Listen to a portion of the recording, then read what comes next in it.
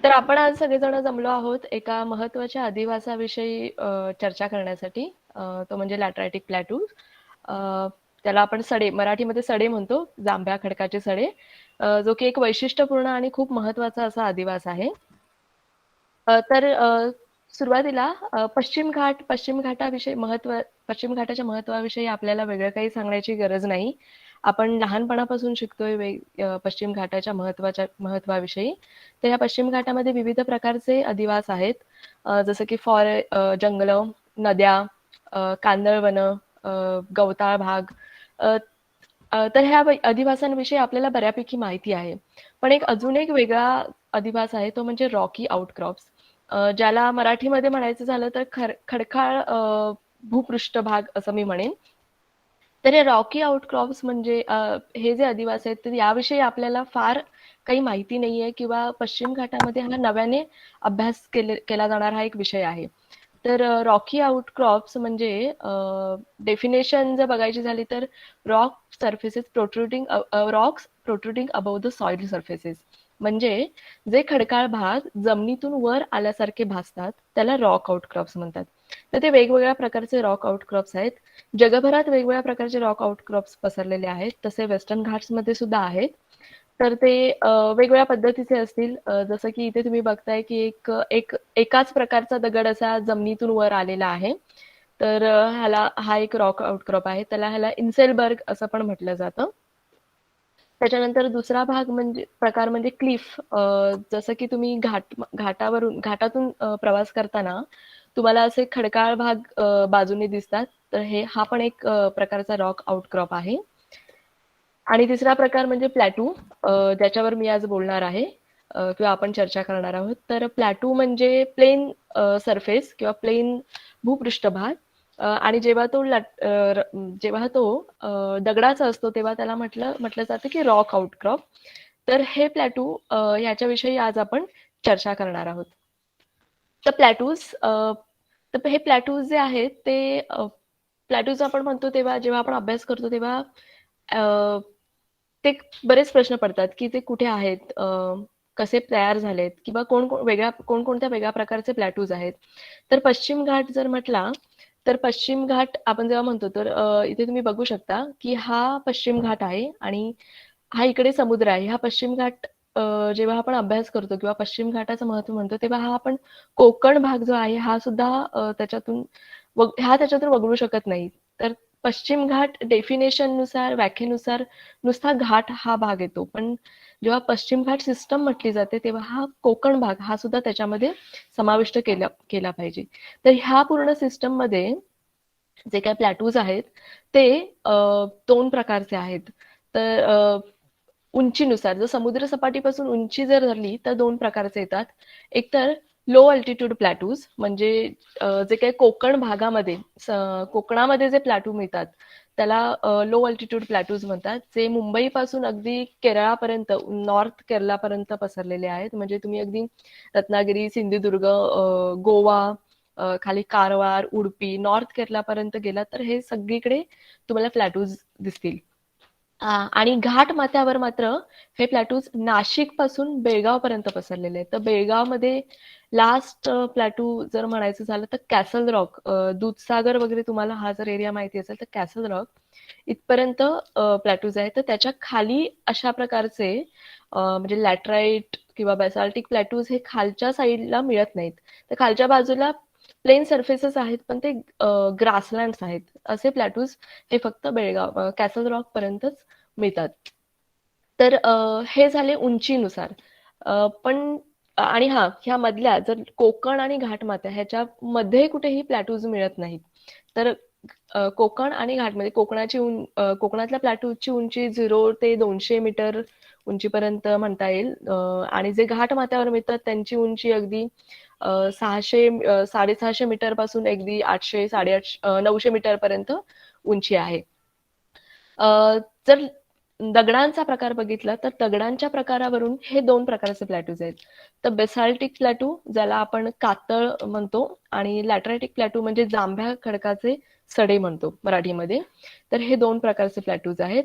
आणि जसं की मेन्शन केलं की हे कुठे कुठे तर मुंबईपासून नॉर्थ केरलापर्यंत at a low altitude and at a high altitude from Nashik to Belgaum. तर हे कसे, पुढचा प्रश्न येतो की हे कसे तयार झाले. तर तुम्ही घाटामधून प्रवास करत असताना तुम्हाला असं काहीतरी लेयर्स असे स्ट्रक्चर दिसतं. म्हणजे आंबोली घाट असेल किंवा तुम्ही महाबळेश्वरला वगैरे गेला असेल तर तुम्हाला असे काहीतरी दगडाचा एक लेयर, मग मातीचा वरती लेयर, असे वेगवेगळ्या असे लेयर्सवर लेयर्स असे दिसतील. तर खूप लाखो वर्षापूर्वी जेव्हा ज्वालामुखी वर आला, जमिनीतून ज्वालामुखी वर आला, तेव्हा तो जमिनीवर पसरला आणि तो थंड होऊन त्याचा दगड तयार झाला. तर ह्या दगडाचे वितरण होऊन त्याच्यावरती मातीचा लेयर जमा झाला. आणि असे ही जी प्रोसेस आहे, म्हणजे ज्वालामुखी वर येणं, पसरणं, दगड तयार होणं, त्याच्यावर मातीचा लेयर तयार होणं, ही प्रोसेस आहे ती एक किंवा दोन वेळा नाही तर खूप वेळा तयार झाली, खूप वेळा झाली. आणि त्यामुळे आपल्याला हे असं काहीतरी स्ट्रक्चर दिसतं सँडविच सारखं. ह्याच्यामध्ये आता जो सगळ्यात लेयर आहे, म्हणजे तुम्ही जर घाट माथ्यावर आला तर वरचा सगळ्यात जो लेयर आहे, तर त्या ज्या लेयरचं आपल्याकडे खूप पाऊस पडतो, खूप ऊन असतं, म्हणजे एक्स्ट्रीम कंडिशन्स असतात. तर ह्याच्यामुळे त्या दगडाचं वितरण झालं आणि त्याचं लॅटरायझेशन होऊन लॅटराईट तयार झालं. तर मेन जो काय म्हणतात, जो मूळ दगड आहे तो बेसाल्टचा आहे आणि त्याचं वितरण होऊन जांभा खडक तयार झाला. तर अशा प्रकारची काहीशी निर्मिती ह्या सह्याद्री मधल्या, म्हणजे मुंबईपासून अगदी गोव्यापर्यंत, बेळगावपर्यंतचा जो दगड आहे किंवा घाटमाथा आहे किंवा प्लॅटूज आहे, तर अशा प्रकारची यांची निर्मिती झालेली आहे. आता हे प्लॅटूज जे आहेत, लॅटराटिक प्लॅटूज, हा तर हे जे लॅटराटिक प्लॅटूज आहेत तर ते खूप वर्षापर्यंत निग्लेक्टेड राहिले. जी काही सायंटिफिक कम्युनिटी आहे, जे ह्या भागामध्ये काम करतात, तर खूप वर्षापर्यंत हे निग्लेक्टेड राहिले. अ, पण त्यांचं महत्व हे कालांतरानं जाणवू लागलं. म्हणजे 2004 मध्ये माझे गाईड एम के जनार्दनम आणि त्यांचे एक स्टुडंट हे गोव्यामध्ये एंडेमिक, म्हणजे प्रदेशनिष्ठ वनस्पतींवरती काम करत होते. तेव्हा त्यांच्या लक्षात आलं की हे जे लॅटराटिक प्लॅटूज आहेत ते प्रदेशनिष्ठ वनस्पतींच्या दृष्टीने खूप महत्वाचे आहेत. कारण ज्या काही प्रदेशनिष्ठ वनस्पती आहेत, म्हणजे एंडेमिक स्पेसीज आहेत, त्या ह्या प्लॅटूज वरती जास्त प्रमाणात आढळतात. आणि तिथून ह्या प्लॅटूजचं महत्व जाणवायला सुरुवात झाली सायंटिफिक कम्युनिटीमध्ये. पण तरी सुद्धा अदर दॅन सायंटिफिक कम्युनिटी किंवा जे ह्या प्लॅटूज विषयी माहिती नाही काय आहे ते, त्याच्या व्यतिरिक्त जे लोक आहेत त्यांना यांचं महत्व अजूनही तितकं माहिती नाही, किंवा त्यांचं काय युनिकनेस आहे, काय तिथे होतं, कशा पद्धतीचे इकोसिस्टम आहे, याबद्दल अजूनही तेवढी जागरूकता नाही. तर आजच्या मी या लेक्चरमध्ये मी ह्या सगळ्या गोष्टी सांगण्याचा प्रयत्न करणार आहे. हा, तर मी ह्या आजच्या लेक्चरमध्ये मी पीएचडीच्या काळामध्ये जो काही अभ्यास केला आहे आणि मला जे काही फाइंडिंग्स मिळाले आहेत, तर त्या गोष्टी आणि इतरांची जी कामं आहेत, तर त्या सगळ्यांच्या गोष्टी मी एकत्रित करून आज बोलणार आहे. तर हा माझा स्टडी एरिया होता पीएचडीच्या वेळेचा. This is my study area during PhD PhD period from Ratnagiri to Lolem. Ratnagiri to Lolem. Lolem हे साऊथ गोवाचं एक्स्ट्रीम, म्हणजे इथून कर्नाटकाची बाउंड्री सुरू होते आणि हा Ratnagiri. So it is around 250 kilometre stretch, 250 किलोमीटरचा स्ट्रेच आहे. आणि हा लो अल्टिट्यूड आणि high altitude. So this was my study area during my PhD. Okay, so प्लॅटूच्या आपण आता काही युनिक गोष्टी ज्या प्लॅटूवरती होतात, प्रकर्षाने जाणवतात, ज्या इतर अधिवासांमध्ये आपण तेवढ्या प्रकर्षाने त्या गोष्टी बघत नाही किंवा त्या होत नाहीत. तर ह्या ज्या काही विशिष्ट किंवा ज्या काही युनिक गोष्टी आहेत त्या मी आज सांगणार आहे. तर पहिली म्हणजे extreme environmental condition. Extreme environmental condition म्हणजे टोकाची प्रतिकूल परिस्थिती. हा फोटो आहे, हा खमद्या सडावरचा आहे, चौकुळचा. फेब्रुवारी 2016 ला मी घेतलेला आहे. आता तुम्ही बघता येते की इथे थोडंसं जर व्हेजिटेशन सोडलं तर बाकी सगळा हा ओसाड माळरान किंवा ओसाड सडा दिसतोय. जे कोकणातले लोक आहेत त्यांना वेगळ्या सांगायची गरज नाही किंवा किंवा सांगायची गरज नाही किंवा कारण नोव्हेंबर नंतर जेव्हा चढ्यावर काही नसतं, तुम्हाला माहिती आहे की चालताना किंवा तिथे आपण काम करताना किती उष्णता प्रकर्षाने जाणवते. कारण काहीच तिथे अडोसा नसतो किंवा खूप ऊन लागतं. पण हाच एरिया, हाच सडा जेव्हा तुम्ही पावसाळ्यामध्ये बघता, तेव्हा चित्र असं काहीतरी असतं, पूर्ण पालटून जातं. तर हे काय दाखवते तर म्हणजे याचा अर्थ तर हा सेम जागेवर सेम प्लॅटूवरचा फोटो आहे. म्हणजे काय तर हा जो एरिया हा ओसाड म्हणता येणार नाही, बॅरन म्हणता येणार नाही. कारण इथे सीड बँक आहे. ह्या ज्या काही वनस्पती इथे दिसतात ह्या स्लाइडमध्ये ह्या किंवा ह्या प्लॅटूवर ज्या वाढणार आहेत तर त्यांचं जे काही सीड बँक जे काही बिया आहेत त्या इथे आहेत. त्या आहेत म्हणूनच आपल्याला हे चित्र दिसते. पुढची महत्वाची गोष्ट प्लॅटूवरची म्हणजे मायक्रो हॅबिटॅट. जर सडा आपण एक अधिवास धरला तर तुम्ही जर जवळून बघितलं, सडा तुम्ही जर फिरला असाल किंवा सड्यावर तुम्ही जवळून जाऊन बघितलं तर आपल्याला दुरून आधी दुरून दिसताना आपल्याला एकच प्लेन सरफेस दिसतो किंवा दगडाळ भाग दिसतो. पण तुम्ही जवळ जाऊन निरीक्षण केलं किंवा अभ्यास केला, स्पेशली पावसाळ्यामधून, तर तुम्हाला वेगवेगळ्या प्रकारचे छोटे छोटे अधिवास दिसतात. तर जसे की आता हा ओपन रॉक आहे. म्हणजे सड्यावरती सुद्धा असे काही भाग असतात जिथे अ, अक्षरशः असा दगड वर आलेला असतो. म्हणजे तिथे अजिबात माती नसते. तर हा एक ओपन रॉक. त्याच्यानंतर रॉक क्रिव्हायसेस म्हणजे खाचा, दगडांमधल्या खाचा, जिथे अगदी कमी प्रमाणात माती असते आणि तिथून वनस्पती येतात. किंवा बोल्डर्स, मोठमोठे असे दगड सेपरेट असे पसरलेले असतात सड्यांवरती. हे झालं क्रिप्टोगॅमिक मॅट सरफेस. म्हणजे जिथे कुठे ओलावा असेल, ओलावा राहत असेल, तर तिथे ह्या ज्या काही मॉस किंवा अल्गी म्हणजे ज्या अपुष्प वनस्पती आहेत, तर त्यांचा एक लेयर तयार होतो आणि त्या लेयरवरती आपल्या ज्या सपुष्प वनस्पती आहेत, त्या वाढतात. जसं की इथे बघितलंय दगडावरती इथे मॉस आहे आणि त्याच्यावरती वाढल्या इतर वनस्पती वाढतायत. आणि इथे बघितलं तर हे झाडाचा बुंदा आहे आणि त्याच्यावरती अल्गी किंवा मॉस आहे आणि त्याच्यावरती या वनस्पती म्हणजे हे ऑर्किड आहे, हे ऑर्किड वाढलंय. तर अशा या कंडिशन ह्या म्हणजे एवढ्या कंडिशन सुद्धा इनफ होतात तिथल्या झाडांना किंवा तिथल्या लाईफसाठी वाढण्यासाठी लाईफला. तर ही जी कंडिशन आहे झाडांवरती मॉस तयार होणं किंवा अल्गी तयार होणं हे शक्यतो तुम्हाला हाय अल्टिट्यूड प्लॅटूज म्हणजे डोंगर माथ्यावरचे जे सडे आहेत जिथे मॉइश्चर खूप आहे, आर्द्रता खूप असते हवेमध्ये, तर तिथे शक्यतो दिसतात. अं, तुलनेने कोकणातील सड्यांवरती अशी कंडिशन फार कमी दिसते. म्हणजे जिथे कधी खूप डेन्स व्हेजिटेशन आहे किंवा अगदी खूप मॉइश्चर टिकून राहतं तर तिथेही ह्या कंडिशन दिसतात. नंतर पुढचा मायक्रो हॅबिटॅट आहे म्हणजे वॉटर पूल्स. तुम्ही पावसाळ्यात गेलात तर असे काही छोटे छोटे पॉन्ड्स दिसतात. तर काही पॉन्ड्स असतात ते आकाराने छोटे असतात आणि त्यांची डेप्थ म्हणजे खोली पण कमी असते.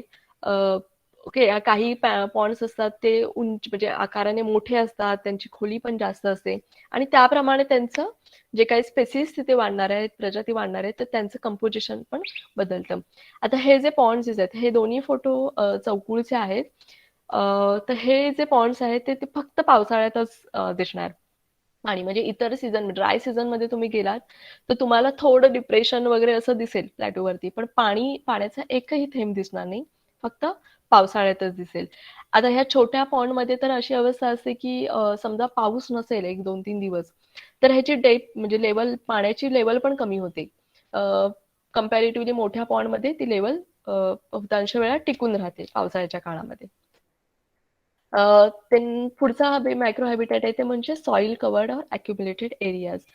प्लॅटूवरती सुद्धा काही भाग असे असतात की जिथे खूप कमी प्रमाणात सॉइलचा लेअर असतो, तिथे मग वेगवेगळ्या वनस्पती आढळतात, जसे की काही ऑर्किड्स किंवा काही ट्युबरस वनस्पती ज्यांना ट्युबर असतो तर अशा वनस्पती इथे वाढतात शक्यतो किंवा ग्रासेस काही वाढतात ह्या वेगळ्या आधी मायक्रो हॅबिटॅटमध्ये.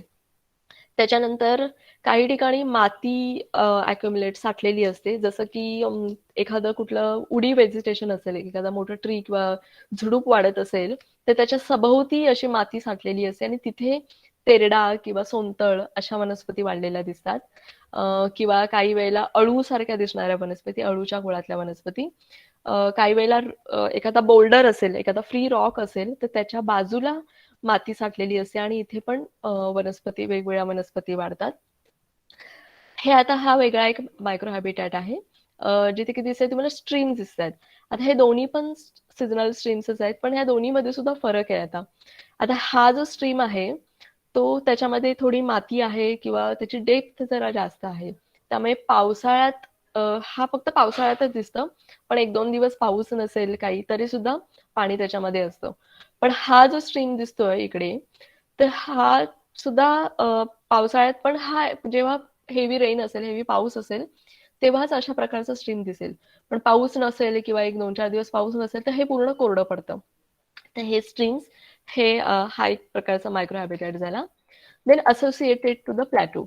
म्हणजे मी जसं म्हटलं की जसं हे प्लॅटूज म्हणजे घाट माथ्यावरचे प्लॅटू हे जंगलाने वेढलेले असतात. म्हणजे तुम्हाला अ, बाजूला पण काही म्हणजे पठाराच्या म्हणजे प्लॅटूच्या बाजूला सुद्धा व्हेजिटेशन असतं. तर त्यांच्यावर काही ऑर्किड्स वाढत असतात किंवा इव्हन प्लॅटूवरती सुद्धा एखादं वृक्ष वाढत असेल तर त्याच्यावर ऑर्किड वाढताना दिसतात. जिथे कुठे शेड असेल, तर तिथे मी जसं म्हटलं, की अळूच्या कुळातल्या वनस्पती वाढताना दिसतात. जिथे हे लीफ लिटर पडलेलं आहे, म्हणजे पानं पडलेली आहे, त्याच्यावर न्यूट्रिएंट्स घेऊन वनस्पती वाढत असतात.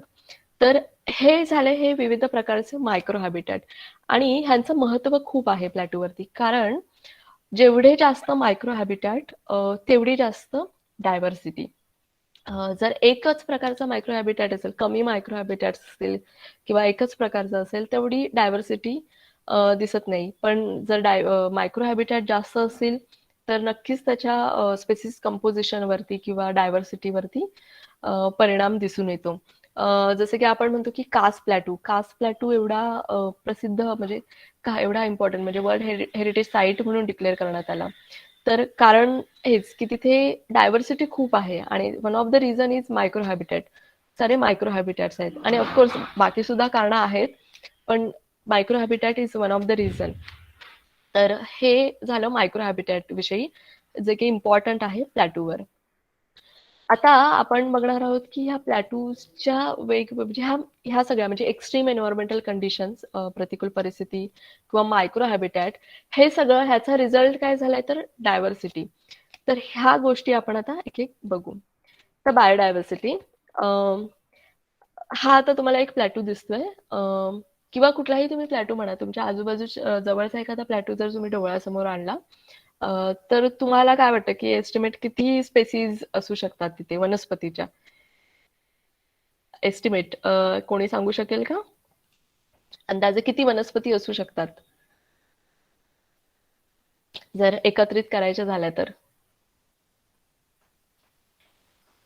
Near about 10 to 15. ओके, कोणी अजून स्टुडंट्स पैकी कोणी बोलू शकणार, सांगणार आहे का किती स्पेसीज असतील अंदाजे? 600 to 1500.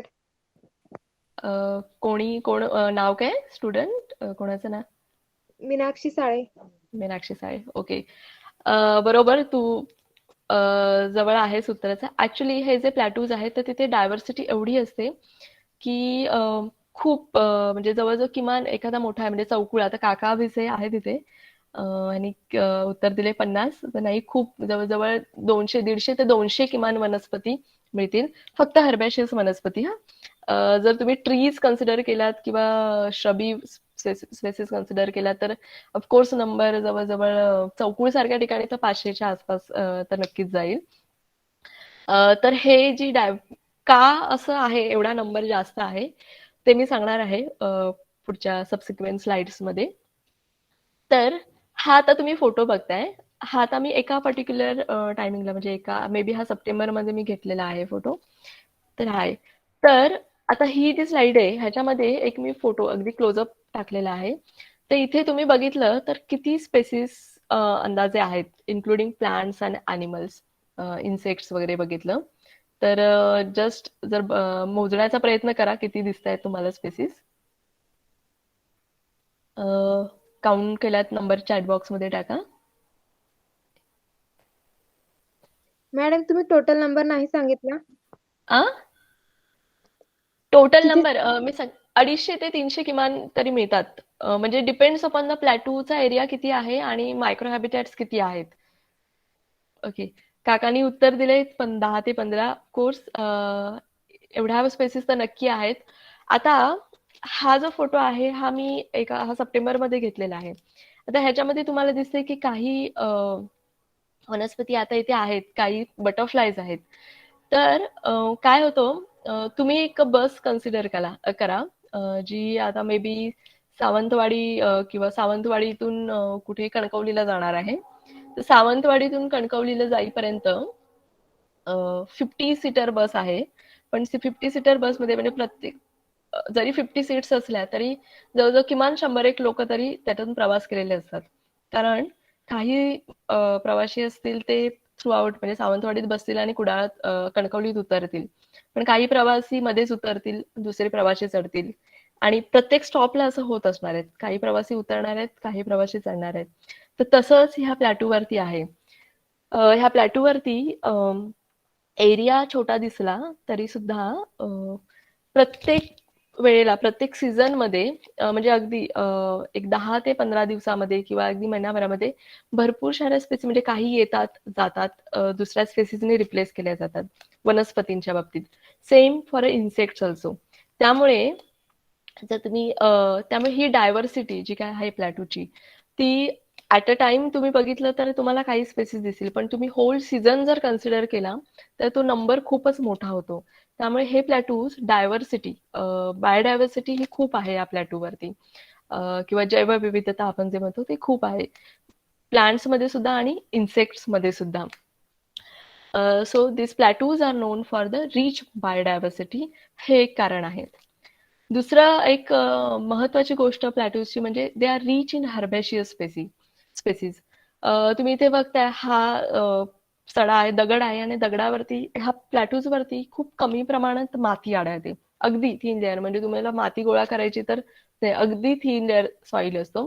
तर ह्या कंडिशन्समध्ये त्यांना वाढायचं असतं आणि ह्या कंडिशनमध्ये उडी स्पेसीस जास्त सर्व्हाइव्ह होऊ शकत नाहीत. त्यामुळे this plateaus are rich in herbaceous species, जे की त्यांचं लाईफ सायकल काही दिवसामध्ये किंवा काही आठवड्यांमध्ये पूर्ण करतात. म्हणजे त्यांना जर्मिनेट होऊन, वाढून, फ्लावरिंग, फ्रुटिंग करून नेक्स्ट जनरेशन तयार करायची असते. तर त्यामुळे मॅक्सिमम डायव्हर्सिटी इथे हर्बेशियस स्पेसीसची आहे. तर ह्या ज्या हर्बेशियस स्पेसीज आहेत, जर कॅटेगरी करायचं झालं, जर त्यांचं ग्रुप करायचं झालं, तर मेन 2 ग्रुप म्हणजे मी जेव्हा काम करत होते तेव्हा केले. तर एक म्हणजे ग्रॅमिनॉइड्स, ज्याच्यामध्ये सगळी गवत ह्या कुळातली वनस्पती येतील, गवतं येतील म्हणजे भात किंवा गहू ह्याच्यासारखी. आणि लवाळं, त्याला सायपरेसी आपण म्हणतो. तर ह्याच्यामध्ये ग्रॅमिनॉइड्स आणि ह्या व्यतिरिक्त ज्या वनस्पती आहेत त्यांना म्हणतात फोब्स. तर फोब्स मध्ये सुद्धा विथ स्टोरेज ऑर्गन आणि विदाउट स्टोरेज ऑर्गन. म्हणजे ज्यांच्यामध्ये काहीतरी ट्युबर आहे किंवा काहीतरी फूड मटेरियल स्टोअर करून ठेवलेलं आहे तर त्यांना विथ स्टोरेज ऑर्गन. आणि ज्यांच्यामध्ये हा काही मेकॅनिझम नाहीये तर त्यांना म्हटलं विदाउट स्टोरेज ऑर्गन. तर हे 3 ग्रुप प्रामुख्याने आढळतात. तर पहिला ग्रुप आहे फोब्स विथ स्टोरेज ऑर्गन, म्हणजे ज्यांच्यामध्ये काहीतरी ट्युबर वगैरे किंवा बल्ब आहे. फोब्स विदाउट स्टोरेज ऑर्गन म्हणजे ज्यांच्यामध्ये ट्युबर किंवा बल्ब काहीही नाहीये. आणि तिसरा ग्रुप आहे ग्रॅमिनॉइड्स, म्हणजे गवत, पोएसी किंवा सायपरेसी ह्या ग्रुपमधल्या वनस्पती. आता मी सांगितलं की बस जसं म्हणजे शेअर करतात, हा जो प्लॅटू जो आहे, जो हा एरिया तर सेम आहे, स्पेस तर सेम आहे, पण एवढ्या साऱ्या म्हणजे 300-350 वनस्पतींना ती शेअर करायची आहे जागा. तर ते ऍट अ टाइम तर येऊ शकत नाहीत. ऍट अ टाइम आलं तर कॉम्पिटिशन असणार खूप, म्हणजे कोणीही सक्सेसफुली वाढू शकणार नाही. तर त्यांनी त्यांच्यातच जागा शेअर करून घेतलीये, टाइम पण शेअर करून घेतलाय. म्हणजे त्यांनी ठरवलंय की आपण एकदम यायचं नाही, आपण सगळा भाग व्यापून घ्यायचा नाही, तर आपण एक ठराविक काळामध्ये यायचं, ठराविक भागामध्ये यायचं. So that's how they have share the habitat in time and space. म्हणजे वेळ आणि जागेनुसार त्यांनी हा हॅबिटॅट जो काही अधिवास आहे तो त्यांनी शेअर करून घेतलेला आहे. जर मी ओके, ज्या काही मी स्पेसिस डॉक्युमेंट केल्या मी जेव्हा काम करत होते, तर त्यांच्या ह्या 3 ग्रुपमध्ये मी ग्रुप केला आणि त्यांचं सीझन वाईज काही काय पॅटर्न आहे का वाढण्याचा? तर मी हा पॅटर्न इथे मी या ग्राफमध्ये दाखवलाय. तर इथे बघते की हा वर्षभर जानेवारी, फेब्रुवारी, मार्च टू डिसेंबर हे आहेत. तर हा जो वर्ष आहे तर मी डिव्हाईड केले. तर जून ते सप्टेंबर हा जो आहे तो मान्सून पिरियड जिथे पाऊस पडतो. बिफोर जून म्हणजे मे हा प्री मान्सून पिरियड जिथे थोडा पाऊस असतो. आणि आफ्टर सप्टेंबर म्हणजे सप्टेंबर नंतर October November is a post monsoon म्हणजे पाऊस गेलेला आहे पण कुठेतरी ठराविक एखाद दुसरी सर येते किंवा ओलावा असतो तेवढा अजून मातीमध्ये. आणि त्याच्यानंतर डिसेंबर टू एप्रिल हा ड्राय सीझन म्हणजे जिथे शक्यतो पाऊस पडत नाही. ऑफकोर्स आता पॅटर्न चेंज होतोय हा वेगळा भाग, पण हा जो आपला जो काही वर्षभराचा पावसाचा पॅटर्न आहे तर अशा पद्धतीने मी डिवाइड केलाय.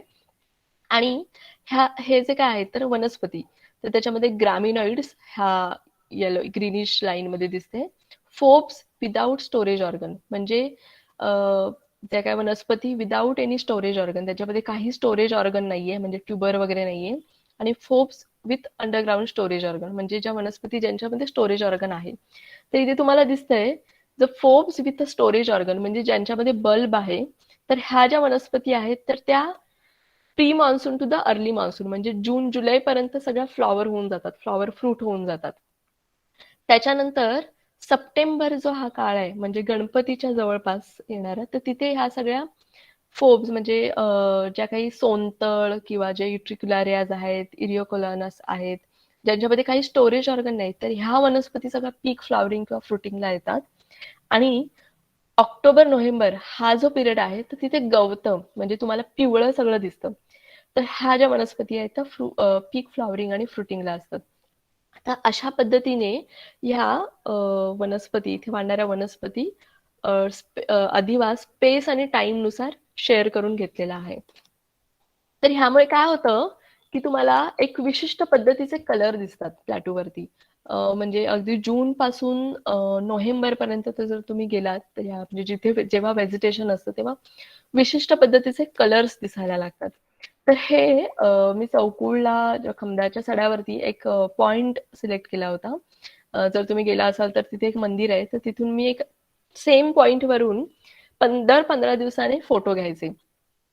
मे पासून नोव्हेंबर पर्यंत. तर तुम्ही बघता इथे ड्राय सीझन मध्ये ऑफकोर्स तिथे काही बदल दिसत नाही. हा जानेवारी, फेब्रुवारी, मार्च सगळं ड्राय एरिया आहे. आणि एप्रिल, मे पासून पाऊस सुरू झाला. इथे तुम्ही बघताय दिसतंय एक पॉन्ड आहे छोटासा. आता सेम प्लेस वरती मी जूनच्या फर्स्ट हाफ मध्ये म्हणजे पहिल्या पंधरवड्यात फोटो घेतलाय. तर हे चित्र दिसतंय. जूनच्या दुसऱ्या पंधरवड्यामध्ये हे तुम्हाला असं चित्र दिसतंय.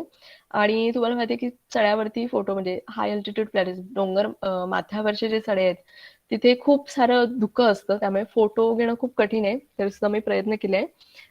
जूनच्या सेकंड हाफमध्ये त्यानंतर जुलै फर्स्ट हाफमध्ये आणि जुलै सेकंड हाफ जुलैचा पहिला पंधरवडा जुलैचा दुसरा पंधरवडा.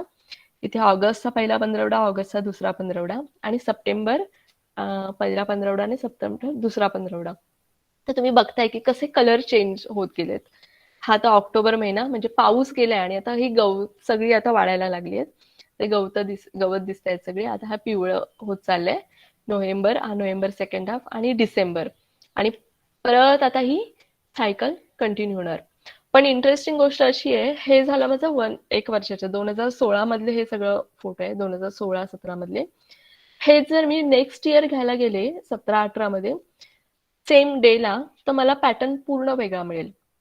ऑफकोर्स मी फोटोज ते घेऊ शकले नाहीत पण हे ऑब्झर्वेशन्स आहेत की तुम्हाला दरवर्षी जे काही पॅटर्न आहे फिनॉलॉजी जे काही पीक फ्लॉवरिंग आहेत ते दरवर्षी चेंज होतात. आणि कसे होतात किंवा काय होतं एक्झॅक्टली कोणती स्पेसिस येते पहिली कोणती नंतर येते किंवा काय त्यांच्यामध्ये पॅटर्न आहे हे अजूनही आपल्याला माहिती नाही. म्हणजे होतं हे माहित आहे पण कशा पद्धतीचं होतं हे अजूनही आपल्याला माहित नाहीये. तर हे जे काही कलर दिसतात ते इथे वाढणाऱ्या वनस्पतींमुळे म्हणजे जी कुठली वनस्पती त्या वेळेला पीक फ्लॉवरिंगला असेल तर त्या प्रकारचा कलर तो प्लॅटू घेतो. आता ही एक वनस्पती आहे लेपिडॅगॅथिस फ्रुस्टटा, ही गोव्यामध्ये मी घेतलेला फोटो आहे. तिथे तुम्हाला दिसतंय की पूर्ण प्लॅटू गुलाबी कलरचा दिसतोय, हिरवा आणि गुलाबी. हा फोटो आहे, हा चौकुळचा फोटो आहे, जिथे तुम्हाला पांढरा आणि निळा कलर दिसतोय इथे, आणि इथे पिवळा कलर दिसतोय. तर इथे बाकीच्या वनस्पती नाहीत असं नाही, बाकीच्या वनस्पती पण आहेत, हर्बेशियस वनस्पती. पण ह्या वनस्पती आता ह्या सिच्युएशनला डॉमिनंट आहेत किंवा जास्त प्रमाणात आहेत, त्यामुळे त्या बाकीच्या वनस्पतींकडे आपलं लक्ष जात नाही किंवा त्या दडून गेलेल्या आहेत. ओके, हे जर तुम्ही 15 दिवस आधी किंवा 15-20 दिवस नंतर गेलात तर चित्र काहीतरी वेगळं असेल. हा पण चौकुळचा फोटो आहे. इथे तुम्ही बघता की हा पूर्ण पांढरे दिसते. मग इथे इरिओकॉलन्स आहेत, युट्रिक्युलारियाज आहेत. ओके, पोगोस्टेमॉन मध्ये मध्ये निळे पॅचेस दिसत आहेत. हा पूर्ण तेरडा वाढलाय, हे पूर्ण सोनतळ आहे. तर त्या पद्धतीचे तुम्हाला पॅचेस, कलर पॅचेस दिसत आहेत. हे इथे आपण खंब्याच्या सडावरचा फोटो आहे. हे इथे पूर्ण व्हाईट पॅच दिसतोय तुम्हाला आणि इथे ग्रीन दिसते.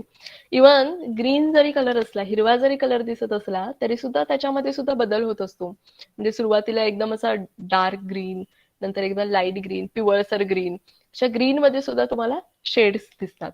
आणि तर कलरफुल जर फ्लॉवरिंग प्लांट्स असतील तर मग ते वेगळंच, म्हणजे त्याची तुम्हाला जे कोकणात आहेत किंवा जे सड्यांच्या जवळ राहतात तर त्यांना वेगळं सांगायची गरज नाही, ती जी ब्युटी आहे ती.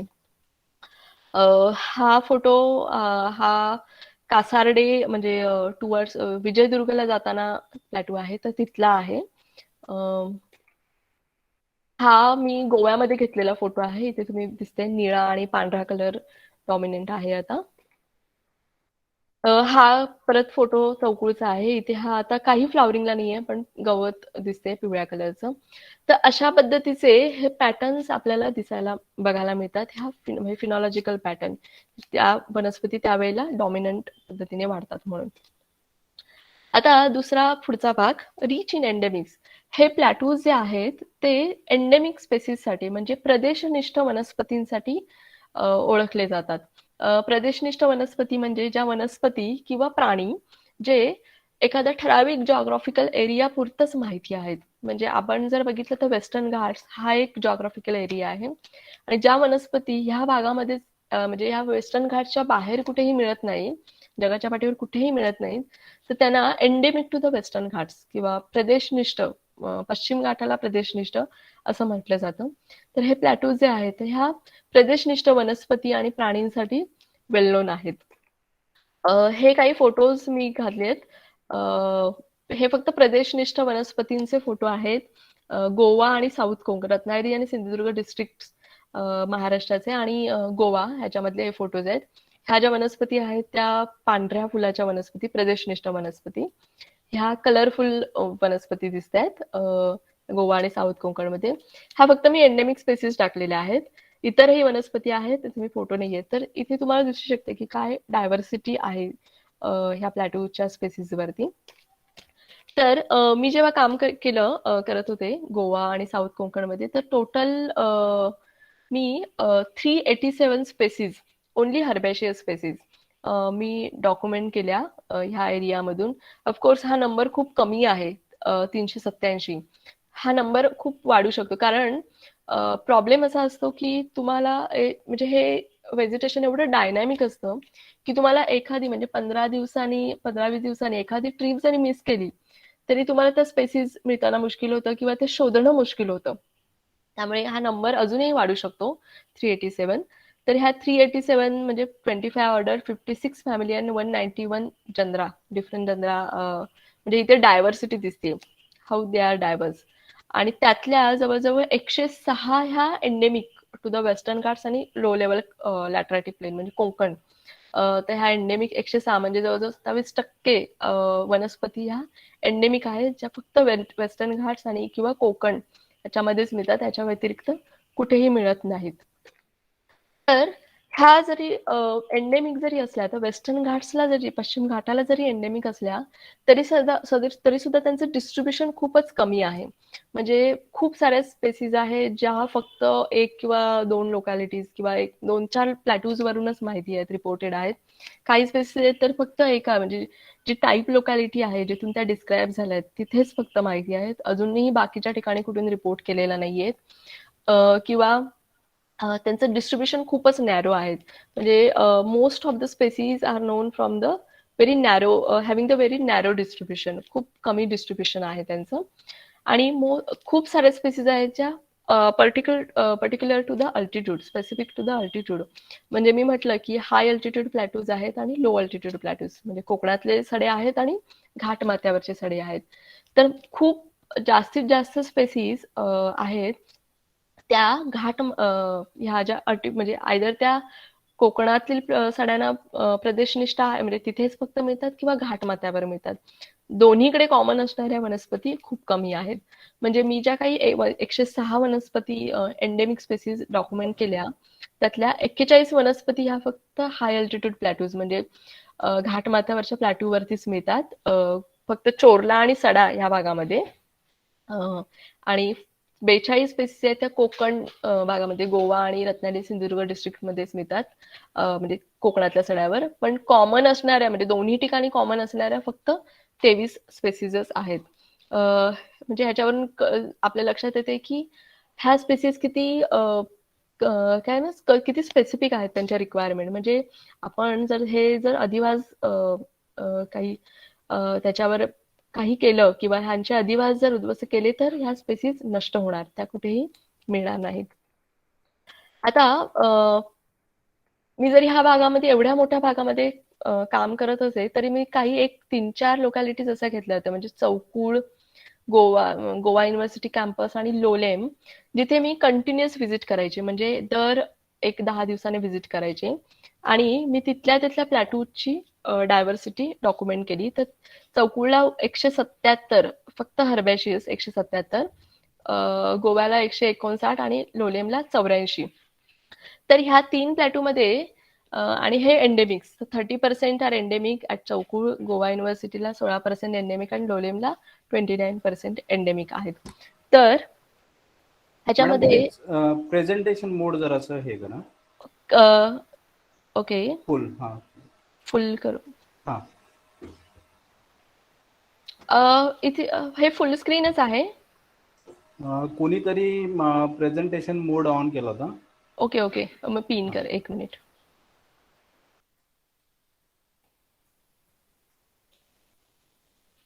आता दिसतंय का?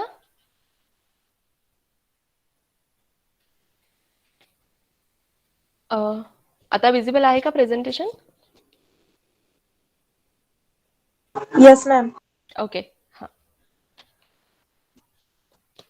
तर चौकुळ हा हाय अल्टिट्यूड प्लॅटू आहे म्हणजे घाटमाथ्यावरती आढळणारा आहे.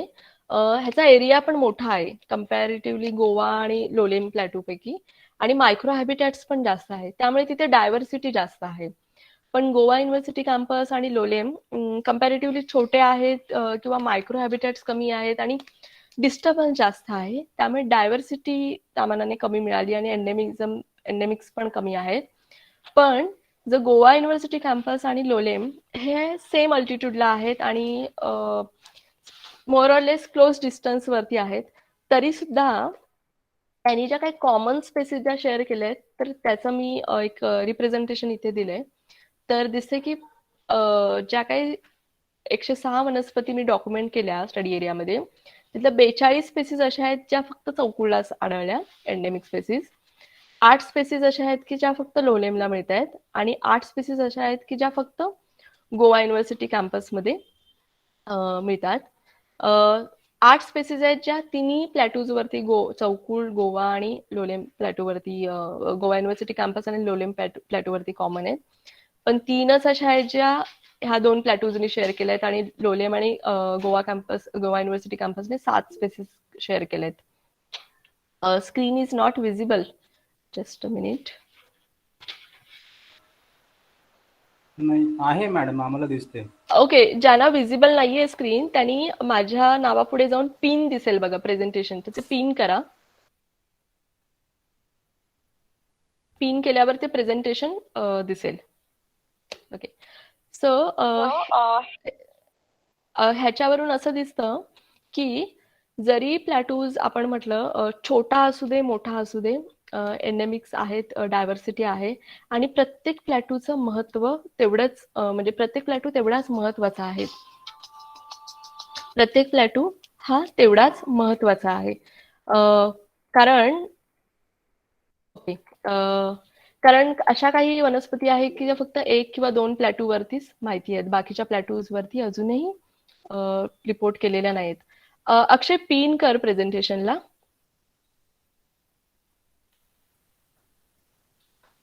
आदिती, काही अडचण आहे? कोणाला तरी स्क्रीन इज नॉट विजिबल असं अजून आहे.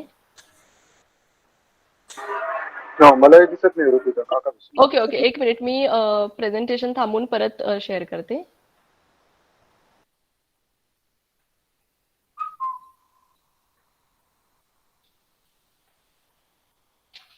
आता दिसतंय का?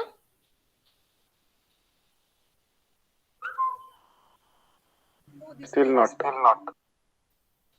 ओके, दिसतंय मॅम. दिसतंय. माझ्या नावासमोर जाऊन Yes. तिथे पिन दिसेल, तर पिन करा त्याला प्रेझेंटेशनला, तर ते दिसेल तुम्हाला स्क्रीनवर. आता दिसतंय का? यस यस, नाव visible. Okay okay yes ma'am. ठीक आहे हा. असू दे, चालू दे. ओके, तर त्यामुळे प्रत्येक प्लॅटू हा महत्वाचा आहे, कारण तिथे अशा म्हणजे एक काय म्हणजे वनस्पती आहे ते फक्त तिथेच मिळतील, बाकी कुठेही मिळणार नाहीत. ह्याच्या व्यतिरिक्त हे प्लॅटू जे आहेत ते they are considered as a home for most of the new species. म्हणजे मी एक जस्ट एक लिस्ट केली होती 1991 पासून 1991 नंतर किती साऱ्या नवीन स्पेसीज डिस्क्राईब झाल्यात नदन वेस्टर्न घाट्स मधून. म्हणजे आपल्या उत्तर पश्चिम घाटातून बेळगावपर्यंत, म्हणजे नाशिक पासून नाशिक पासून बेळगावपर्यंत किती साऱ्या नवीन स्पेसीज डिस्क्राईब झाल्या आहेत 1991 नंतर. तर अराउंड 80-90 स्पेसीज मिळाल्या, ज्याच्यामध्ये most of the species herbaceous आहेत आणि त्यातल्या जास्तीत जास्त म्हणजे more than 50% species are from the plateaus. म्हणजे जर तुम्ही आता जर रिसेंटली ज्या नवीन स्पेसीज ज्या काही डिस्क्राईब झालेल्या आहेत स्पेशली प्लॅन्ट्स मधल्या हर्बॅशियस बघितलं तर त्या सगळ्या प्लॅटूजवरनं आहेत. आणि अजूनही नवीन नवीन स्पेसीज येत आहेत. तर हे this plateaus are home for the new species and unique species. कारण इथलं जे काय एक्स्ट्रीम एन्व्हायरमेंटल कंडिशन आहे, ज्या काही प्रतिकूल परिस्थिती त्यांना वाढताना त्यांनी स्वतःमध्ये काहीतरी असे बदल करून घेतलेले आहेत तिथल्या कंडिशन्स, ह्या ज्या काही प्रतिकूल परिस्थिती आहे तिथे वाढण्यासाठी. त्यामुळे they are a unique species. म्हणजे अशा तुम्हाला जंगलामध्ये किंवा इतर ठिकाणी तुम्हाला हे जे मेकॅनिझम आहे किंवा त्यांच्यामधले जे काही युनिकनेस आहे, वैशिष्ट्यपूर्ण आहे, ते तुम्हाला इतर स्पेसीजमध्ये, इतर ठिकाणी वाढणाऱ्या स्पेसीजमध्ये ते युनिकनेस दिसणार नाहीत. तर मी काही एक्झाम्पल सांगणार आहे प्रेझेंटेशनमध्ये. Okay, so before that, homes for new species. मी काम करत असताना मला 2 नवीन स्पेसीज मिळाल्या. त्यातली एक आहे कॅन्स्कोरा श्रीरंगियाना. श्रीरंगियाना आम्ही यादव सरांचं नाव दिलंय या स्पेसीजला.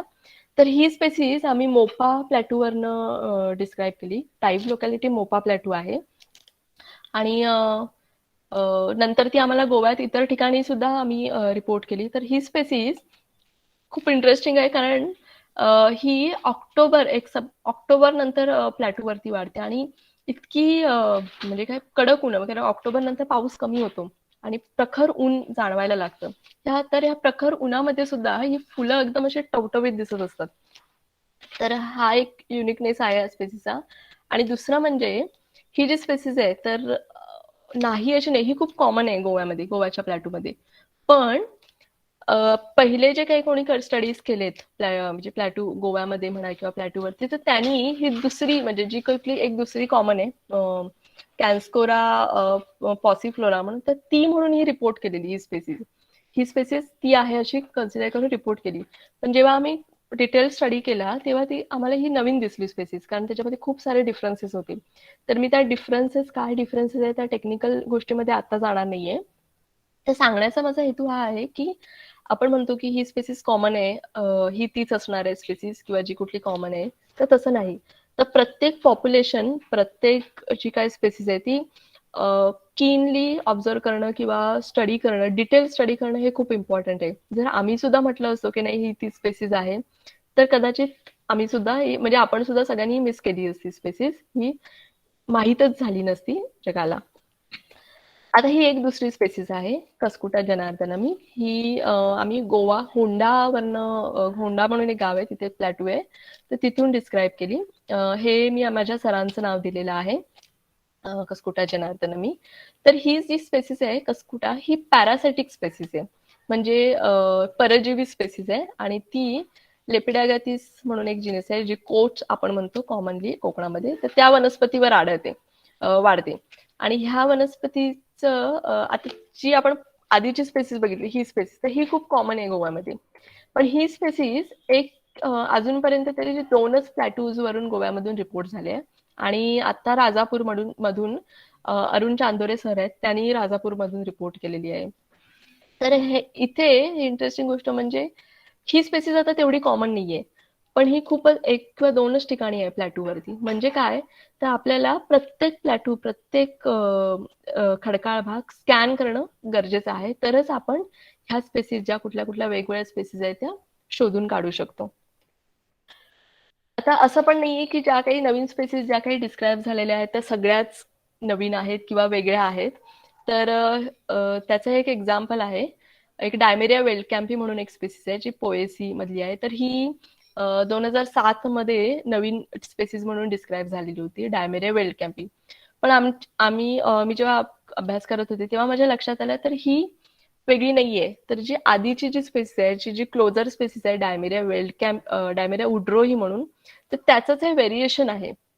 आणि आम्ही ही स्पेसिस मर्ज केली, म्हणजे ही नवीन स्पेसिस जी डिस्क्राईब केलेली ती नाहीये, ही जुनी स्पेसिस आहे, पण त्याच्यामध्ये व्हेरिएशन्स आहेत.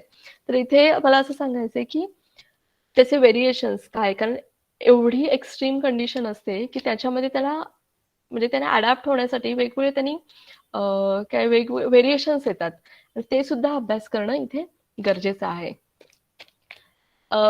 असे पण आहेत काही स्पेसिस ज्या मर्ज केलेल्या आहेत, नाही ह्या एकच आहेत, पण अशा म्हणून कोणीतरी मर्ज केलेल्या असतात. पण ही एक स्पेसिस आहे जिथे आम्ही असं दाखवून दिलं की नाही, ह्या वेगळ्या स्पेसिस आहेत, कारण त्या एकाच ठिकाणी आढळत आहेत आणि त्यांच्यामध्ये खूप सारे डिफरन्सेस आहेत. तर ह्या डिफरन्स आहेत असं करून आम्ही ही स्पेसिस वेगळ्या आहेत असं सिद्ध केलं आणि पेपर पब्लिश केला. तर ही काही एक्झाम्पल्स आहेत. ह्याच्यावरून मला असं सांगायचं की प्रत्येक स्पेसिस जी काय प्लॅटूवरची मिळते, प्लांट असो ॲनिमल असो, एक एक स्पेसिस असं डिटेल स्टडी करणं गरजेचं आहे, तरच आपल्याला काय खरं आहे, म्हणजे खरंच ही स्पेसिस नवीन आहे का, की हे व्हेरिएशन आहे, किंवा कुठे आढळते, कशी आढळते, किंवा त्याचं बिहेवियर कसं आहे, ह्या सगळ्या गोष्टी आपल्याला कळत जातील. ओके, सर हे युट्रिक्युलॅरिया, हे मी आधीच एक्झाम्पल दाखवलं, तर ही इन्सेक्टिव्हरस आहे तुम्हाला सगळ्यांना. आणि ही डॉमिनंट स्पेसिस आहे, म्हणजे आपल्याला जो प्लॅटूवरती जो काही व्हाईट कलर दिसतो, पांढरा कलर किंवा निळा कलर जो काय बघायला मिळतो, ह्या युट्रिक्युलॅरिया त्यातली एक स्पेसिस आहे. तर तुम्हाला त्याचा इन्सेक्टिव्हरस कसा मेकॅनिझम आहे तो माहिती असेल. ज्यांना माहित नसेल त्यांच्यासाठी, ही त्याची पानं आहेत आणि ह्या पानावरती ट्रॅप्स असतात. तर ह्या ट्रॅप्स मध्ये तुम्हाला इथे एक असं दरवाजासारखं चित्र दिसत असेल. तर ह्या दरवाजामध्ये पाणी सगळं आत जातं जेव्हा पाऊस पडतो तेव्हा, आणि ह्या पाण्याबरोबर जे काही अमिबा, इन्सेक्ट, जे काही बारीक बारीक इन्सेक्ट असतात ते आत जातात, पण ते बाहेर येऊ शकत नाहीत. आणि अशा प्रकारे ही वनस्पती या इन्सेक्ट्स वरती सर्वाइव्ह होते, त्यांचे न्यूट्रिशन्स घेते. कारण हे जे प्लॅटूज आहेत ते non for a nutrient deficiency, तिथे न्यूट्रियन्स नायट्रोजन डेफिशियन्सी, तर हे जे काय न्यूट्रियन्स असतात ती वनस्पती अशा पद्धतीने घेत असतात. असे काही अडॅप्टेशन झालेले आहेत या वनस्पतीमध्ये. त्याच्यानंतर दुसरी एक स्पेसिस आहे लेपिडागॅथिस क्लॅवाटा. ही चौकुळवरून आम्ही शोधली आणि ही स्पेसिस आम्ही 166 वर्षांनी रिडिस्कवर केली. म्हणजे 1850 मध्ये डाल्झेल या सायंटिस्टने ही नवीन डिस्क्राईब केली आणि 166 वर्षापर्यंत मध्ये एकही रिपोर्ट नव्हता. आणि आम्ही ह्या चौकुळवरून बघितलं तर हे पूर्ण जो हा भाग आहे ह्या चौकुचा, ह्या स्पेसिसने व्यापलेला आहे. म्हणजे जेव्हा ही पीक फ्लॉवरिंगला असते तेव्हा पूर्ण प्लॅटू गुलाबी रंगाचा दिसतो. आणि ऑक्टोबर नोव्हेंबरमध्ये ही फ्लॉवरिंगला असते. तर ही एक वनस्पती आणि ही इंटरेस्टिंगली ही फक्त 3च जागेवरून माहिती आहे अजूनपर्यंत. एक तर चौकुळ, दुसरं चोरला आणि तिसरं म्हणजे सडा. तर ह्या 3च लोकॅलिटीवरून माहिती आहे. आणि आम्ही हे त्याचं हॅबिट आहे, ही कशी वाढते. तर हा एकच इंडिव्हिज्युअल आहे आणि इतकी 150 सेंटीमीटर अशी मोठी एका 50 सेंटीमीटर लांब वाढू शकते अशी अशी स्प्रेड होते ही स्पेसिस. आणि हा त्याचा जेव्हा फ्लावरिंग मध्ये होती तेव्हाचा हा फोटो आहे आणि ही ड्राय फ्लावरिंग होऊन झाल्यावर. आणि ह्याला मराठीमध्ये कोस म्हणतात. कारण ह्याचे पानं जर तुम्ही बघितलं ही पावसाळ्यातले आहेत. पावसाळ्यामध्ये ह्या वनस्पतीची पानं नॉर्मल असतात, तुम्ही हँडल करू शकतात, हातात घेऊ शकतात, काहीही प्रॉब्लेम नाही. पण हे जर तुम्ही ड्राय सीझन मध्ये म्हणजे पाऊस गेल्यावर जर तुम्ही बघितलं तर हे जे लीफ टीप आहे तर हे असं पॉइंटेड होतं. कारण सड्यावरती ड्राय सीझन मध्ये ही जर वनस्पती असेल तर ह्याच्या व्यतिरिक्त दुसरी कुठलीही वनस्पती नसते. आणि हर्बीवर्स येणार तर हर्बीवर्स पासून बचाव करण्यासाठी म्हणून हे अडॅप्टेशन आहे. प्लस एक्स्ट्रीम ड्राय कंडिशन पासून बचाव करण्यासाठी हे एक अडॅप्टेशन आहे या वनस्पतीमधलं. तर ही जी वनस्पती दिसते ही पूर्ण ह्या प्लॅटूवरती पसरलेली आहे, चौकुळच्या सडा आणि चोरल्याच्या प्लॅटूवरती. पण जरी पूर्ण सड्यावरती पसरलेली असली तरी सुद्धा आता इथे तुम्ही बघताय इथे हा प्लेन सरफेस आहे, इथे माती आहे थोडी, तर इथे नाही दिसणार. पण जिथे स्लोप आणि दगडाळ भाग असेल, एक्सपोज रॉक असेल, तर तिथेच ही वनस्पती मिळते, लेपिडॅगॅथिस क्लॅवेटा. सगळीकडे मिळणार नाही. सेम बाकीच्या लेपिडॅगॅथिस स्पेसिस सुद्धा आहे. म्हणजे कोकणामध्ये जी लेपिडॅगॅथिस उषाये म्हणून डिस्क्राईब झाले, अरुण चांदोरे सरांनी डिस्क्राईब केली. लेपिडॅगॅथिस श्रीरंगाये म्हणून एक आहे. तर ह्या सुद्धा जर वनस्पती बघितल्या तर ह्या ड्राय सीझन मध्ये येतात, काटेरी असतात आणि एक टिपिकल त्यांचा हॅबिटॅट असतो, शोधावं लागतं, सगळीकडे मिळत नाहीत. तर हे झालं एक डॉमिनंट ग्रुप प्लॅटूवरच्या आपल्या भागामध्ये आढळणाऱ्या एका वनस्पतीविषयी. हे त्यांचं सीड लेपिडॅगॅथिस क्लॅवेटाचं जर तुम्ही पाण्यात टाकलं तर बघितलं तर सेंटर शॉक खाल्ल्यावर जसे केस उभे राहताना ते ऍडव्हर्टाईज मध्ये दाखवतात तसे ह्याचे केस उभे राहिलेले दिसतात, हेअर्स. हे सगळे अडॅप्टेशन्स आहेत ड्राय सीझन मध्ये, ड्राय कंडिशन मध्ये सर्व्हाइव्ह होण्यासाठी. त्याच्यानंतर ही एक वनस्पती आहे अपोनोजेटॉन नटेची, जी राजापूर जैतापूरचे जे तळा आहे तिथे तिथून डिस्क्राईब झाली आहे. तर इथे तुम्ही बघता हा तसा एम्ब्रिओ आहे आणि याला अपेंडेजेस आहेत तसे. तर ही वनस्पती पाण्यामध्ये वाढते. तर का असं आहे तर ती जेव्हा पाण्यामध्ये माती असते खाली तर त्याला धरण्यासाठी म्हणून हे अपेंडेजेस आहेत. म्हणजे जसं पाण्यात टाकले ते तसे कमळ उघडल्यासारखे असे हे अपेंडेजेस दिसतात. तर ही स्पेसिस आम्ही चोरल्यावरून, गोव्यावरून जेव्हा ही डिस्क्राईब झाली त्याच्यानंतर 1-2 वर्षामध्ये रिपोर्ट केली. तर अशा खूप साऱ्या वनस्पती आहेत ज्या अजूनही 1 किंवा 2 लोकॅलिटीजवरनं माहिती आहेत किंवा नवीन ठिकाणाहून रिपोर्ट केले जातात. मी जेव्हा काम करत होते तेव्हा 20 अशा वनस्पती मी रिपोर्ट केल्या. त्या either new record to the state होत्या, पॉलिटिकल बॉन्ड्री, किंवा त्या पहिल्यांदा मी अदर दॅन टाईप लोकॅलिटी म्हणजे जिथून त्या डिस्क्राईब झाल्या तिथल्यापेक्षा वेगळ्या लोकॅलिटीवरून शोधून काढल्या. तर जवळजवळ 6 स्पेसिस आहेत ज्या पहिल्यांदा टाईप लोकॅलिटी नंतर कलेक्शन केलं, 6 स्पेसिसचं. त्यातल्या 10 स्पेसिस ज्या अशा आहेत त्या new record to the Goa state, 5 species अशा आहेत त्या new record to the Maharashtra state आणि 4 स्पेसिस अशा आहेत की ज्या new record to the Karnataka state. ह्याच्यावरनं मला असं सांगायचं की खूप फील्डवर्क किंवा सिरियस स्टडीज ज्या आपण म्हणतो किंवा सिरियस स्टडीज, फील्ड वर्क हे आवश्यक आहे. तरच आपल्याला त्यांचं ऍक्च्युअल डिस्ट्रीब्युशन फील्डमधलं कळेल. म्हणजे आपण सहजपणे म्हणून मोकळंच होतो की रेअर आहे, एक्सटिंक्ट झाले किंवा काय, तर नाही. जोपर्यंत तुम्ही फील्डचा अभ्यास करत नाही, फील्ड स्टडीज व्हेरी इम्पॉर्टंट आणि लिटरेचर असो, आणि तरच तुम्ही म्हणू शकता की ओके रेअर झाले, एक्सटिंक्ट झाले किंवा काय त्याचं स्टेटस आहे फील्डमधलं. हा अजून एक ग्रुप आहे तो म्हणजे जिनस इरिओकॉलॉन, ज्याला आपण गेंद फुल म्हणतो कोकणामध्ये. तर हा सुद्धा एक डॉमिनंट ग्रुप आहे प्लॅटूवरती आढळणारा आणि खूप डायव्हर्सिटी आहे. म्हणजे एका छोट्याशा जवळजवळ 20 की 23 स्पेसिस ह्या सेम इरिओकॉलॉन जिनसच्या मी डॉक्युमेंट केल्या आणि एंडेमिझम सुद्धा जास्त आहे या स्पेसिसमध्ये. तर ह्यांच्यामध्ये अडॅप्टेशन असं आहे की ह्या पण दगडाळ भागावरती ज्या आढळतात तर त्या असं इथे खाली स्पेथ असतो. तर स्पेथमध्ये आता बघितलं इथे ते दगडावरती वाढतायत. तर पाऊस नसेल तर पाणी कुठून मिळणार? तर पाणी इथून मिळतं, इथे पाणी साठवून ठेवतात आणि ह्या पाण्यावरती ह्या वनस्पती जगतात. देन ग्रासेस, हा सुद्धा डॉमिनंट ग्रुप आहे. सगळ्यात अधिक डायव्हर्सिटी प्लॅटूवरती आहे ती ग्रासेसमध्ये आहे.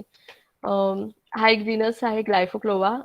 तुम्ही इथे बघताय की ऑर्नामेंटेशन किती सुंदर आहे. हा फक्त प्लॅटूज म्हणजे हा इव्हॉल्वच झालाय, ज्याची उत्क्रांतीच झाली ही सड्यांवरती झालेली आहे.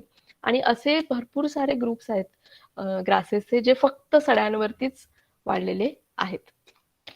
त्याच्यानंतर हा आहे की रॅम्फिकार्पा लॉन्जिफ्लोरा. हे एक फूल आहे ज्याला तुतारी म्हणतात. तर ह्याचं पॉलिनेशन खूप इंटरेस्टिंग आहे. हे संध्याकाळी मॉथ पॉलिनेट करतं. जर ठराविक क्रॉस पॉलिनेट करतं. जर क्रॉस पॉलिनेशन झालं नाही मॉथ कडून तर हे आपली ट्यूब वाढवून अँथर्स आणि स्टिग्मा एका लेवलला येतात आणि सेल्फ पॉलिनेशन करतात. तर हा एक खूप इंटरेस्टिंग पेपर आहे जो प्लॅटूवरती अभ्यास केलेला आहे. तर अशा पद्धतीचे स्टडीज अजूनही आपल्याकडे झालेले नाहीये, तर होणं गरजेचं आहे. तर ही कॉम्प्लेक्स इकोसिस्टम आहे आणि खूप अभ्यास होणं किंवा खूप सारे प्रश्न आहेत. जेव्हा तुम्ही निरीक्षण कराल तर खूप सारे प्रश्न मिळतील, खूप सारे इंटरेस्टिंग थिंग्स मिळतील, ज्या उत्तरं त्याची शोधणं खूप गरजेचं आहे, ज्या अजूनही माहीत नाहीयेत. हे सगळं असताना ह्याच्या व्यतिरिक्त हे जे प्लॅटूज आहेत ते मेन लँडफॉर्म्स कोकण किंवा घाटमाथा पश्चिम महाराष्ट्राचे मुख्य भाग आहे प्लॅटूज. हे वनस्पती प्राणी ह्याच्या व्यतिरिक्त सुद्धा लोकांसाठी म्हणून बऱ्याच लोकांची लाईव्हलीहूड ह्याच्यावर अवलंबून आहे. तर त्यासाठी सुद्धा हे महत्वाचे आहेत. म्हणजे बऱ्याच जणांची झाडं याच्यावर आहेत, शेती करतायत, काही जण पाणी, ह्या पाण्याचा सोर्स सुद्धा हे प्लॅटूज आहे. तर लाईव्हलीहूड हे जे आहेत ह्या प्लॅटूज वरती आहे. पण दुसऱ्या बाजूला खूप सारे थ्रेट सुद्धा आहेत, जसं की फॉरेस्ट फायर, आग लावली जाते प्लॅटूज वरती. मायनिंग गोव्यामध्ये आणि सावंतवाडी भागामध्ये हे खूपच कॉमन आहे. किंवा कन्स्ट्रक्शन किंवा इको टुरिझम हे जे आहेत हे वेगवेगळे थ्रेट्स आहेत. डम्पिंग ग्राउंड हा एक गोव्यामध्ये घेतलेला मी फोटो आहे, जिथे प्लॅटूवरतीच डम्पिंग ग्राउंड आहे केलेलं. ऑफकोर्स आता ह्या भागातले लोक या प्लॅटूच्या संवर्धनासाठी खूप ऍक्टिव्ह झालेत. पण हा बऱ्याच 3 वर्षापूर्वीचा फोटो आहे, तेव्हा ही कंडिशन होती. किंवा फेन्सिंग, तर फेन्सिंगमुळे काय होतं, जे काही पक्षी उडतात खालच्या लेवलला तर त्यांना हा धोका होतो, किंवा इन्सेक्ट्स जे उडतात त्यांना धोका होतो, किंवा पॉलिनेशन मध्ये इफेक्ट होतोय. तर हा एक थ्रेट आहे. किंवा प्लांटेशन, बऱ्याच वेळा मी बघते की प्लांटेशन केलं जातं प्लॅटूवरती. नका करू, कारण प्लॅटू हा असा हॅबिट आहे की तो दिसताना ओसाडच दिसतो किंवा उन्हाळ्यामध्ये. तर त्याचं वैशिष्ट्यच असं आहे की तिथे हर्बेशियसच वनस्पती वाढणार, तिथे ट्री किंवा उडी स्पेसेस नाही वाढणार आहेत. तर प्लांटेशन म्हणजे विचारपूर्वक प्लॅन करून जे काही निर्णय घ्यायचे कॉन्झर्वेशनसाठी किंवा प्रोटेक्शनसाठी हे करायला हवेत. आता कमिंग टू द कॉन्झर्वेशन, आम्ही एक चौकुळमध्ये मी काम करत असताना आम्ही एक प्रयोग केला. तिथे ज्या काही माझ्या लक्षात आलं की वनस्पती आजूबाजू घराच्या बाहेर पडलं की ह्या ज्या काही वनस्पती म्हणजे एंडेमिक स्पेसिस असतील, हर्बॅशियस स्पेसिस वाढतायत, तर कुठेही लांब जायची गरज नाही. तर तिथल्या ज्या काही कॉमन वनस्पती आहेत, हर्बॅशियस वनस्पती, त्या डॉक्युमेंट करून आम्ही असं एक पॅम्पलेट तयार केलं आणि लोकांमध्ये जागृती व्हावी यासाठी हे त्याच्याविषयी माहिती आणि त्या झाडांविषयी माहिती आम्ही ह्या पॅम्पलेटच्या स्वरूपात लोकांकडे करून दिली. त्याच्यानंतर काही प्रोग्राम्स ऑर्गनाईज केले, ज्याच्यामध्ये लोकल मुलांसाठी किंवा गावातल्या लोकांसाठी प्लॅटूजचं महत्व कसं आहे, ते कसे तयार झाले, त्यांच्यावरची डायव्हर्सिटी काय आहे, किंवा इको टुरिझम किंवा टुरिझम करायचं तर कशा पद्धतीचं व्हायला हवं, लोकांशी चर्चा, असे हे वेगवेगळे प्रकारचे प्रोग्राम आम्ही अवेअरनेससाठी आयोजित केले होते.